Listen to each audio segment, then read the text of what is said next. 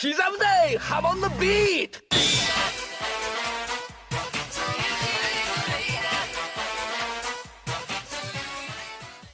Back in December of 2020, the first 3 episodes of the Thus Spoke Shibe Rohan TV drama aired. This is based on the side series to JoJo that focuses on Rohan. They adapted 2 stories from the manga and 1 from the series of light novels. They turned out to be some incredible adaptations and a great piece of JoJo-related media. In August, we finally got confirmation of 3 more episodes in development. Now in November, we know what those episodes will be. In this video, I'll be going over the new episodes that were announced, give my thoughts on their choices, and how I think they'll be handled in the live-action format. After the first season, I wondered what stories they might pick. From the ones left in the Rohan manga, the choices are pretty scarce. I was also worried that they might choose some of the untranslated light novel stories, which would make covering them somewhat of an issue. Thankfully though, all 3 new episodes are based on already translated material. The first episode is based on The Run, the most recent chapter of the manga and one which has already received an animated adaptation. Next is an episode titled From Behind, which is based on the Cheap Trick arc from the original JoJo manga.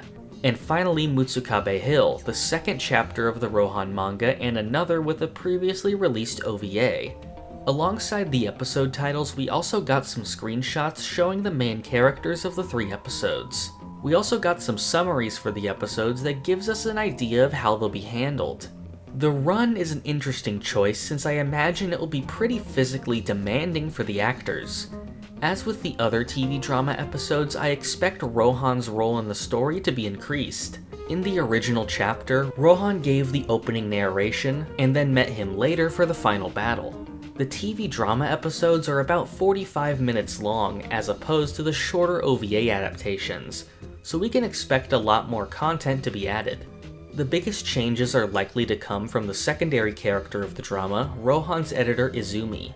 She was originally only present in 1 chapter of the manga, but the TV drama greatly expanded her presence, which turned out to be a great decision. She ended up playing some kind of role in all 3 episodes, so we can expect the same to be true here.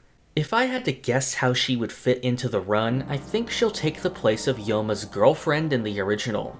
Although if that's the case, we know that she won't be killed like in the original, since she appears in later episodes. I'm really interested to see how the story will be handled, and how they'll pull off the treadmill scene in live action. Next is From Behind, based on the Cheap Trick arc. I'm really excited to see how this will play out. As you likely remember, the original premise was that Masazo Kinoto came to Rohan's house to assess its repair costs after it was accidentally burned down by Josuke.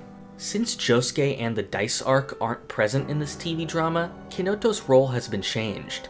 According to the summary, he is now someone involved in resort development. This is most likely going to tie into the next episode, based on Mutsukabe Hill, in which Rohan bought a mountain to stop a resort from developing there. The summary makes it seem like the original setup for Cheap Trick will mostly be the same, but the rest of the story is where we'll likely see some big changes. In the original, we saw the stand form of Cheap Trick over Rohan's shoulder. The TV drama has mostly avoided the concept of stands, instead referring to them as gifts. We also have not seen the stand form of Heaven's Door, so it's likely that we won't see a physical form of Cheap Trick, at least not the one we're used to. Next, Cheap Trick was defeated by Rohan going to the Ghost Alley. In the TV drama, we don't have an already established Ghost Alley like the one in Part 4. So unless they introduce it somewhere in the Run, the main method of defeating Cheap Trick will probably be very different. There's also Izumi's role to consider. I think she'll take the place of Koichi. In the original, Koichi was called by Rohan but didn't believe him when he brought up Cheap Trick, but later came back to help him near the end. I could picture Izumi fitting a similar role here. I'm really looking forward to this, since I'm thinking it'll be the story with the most interesting changes.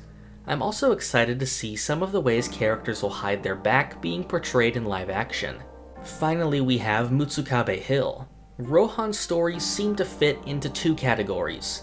There are ones where Rohan is directly involved with the story, and ones where he takes a back seat to either have minimal involvement or none at all. This story in the manga definitely fits in that second category. Naturally, this will be expanded in the drama just like it was for the DNA episode. The original featured the character Minoru, another one of Rohan's editors. Izumi will undoubtedly fit into the role of this character for the drama. The original story starts with Rohan talking to his editor, then he tells the story, which he doesn't have much involvement with. Then he appears again at the end to narrowly avoid being stuck with the curse.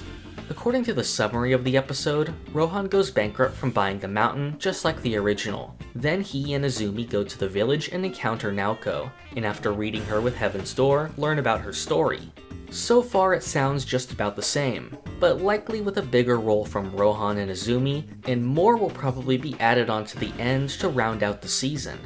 Another thing we saw in the original 3 episodes was an overarching story. This involved Izumi and her boyfriend, who later turned out to have a role in the final episode. He replaced the character Obanazawa from the original DNA story. It's possible we'll see something like this again to expand Izumi's role, but what it will be is unknown so far. I'm definitely looking forward to these episodes, and I hope this isn't going to be the last we see of the TV drama.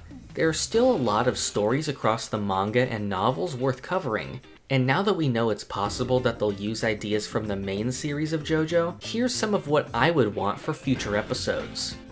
Rohan and Izumi go to Tonio's restaurant. This would be cool since we had small hints at Tonio in the original 3 episodes, such as the pizza box in the 2nd episode and a mention of Tonio in one of the robber's books from the 1st episode.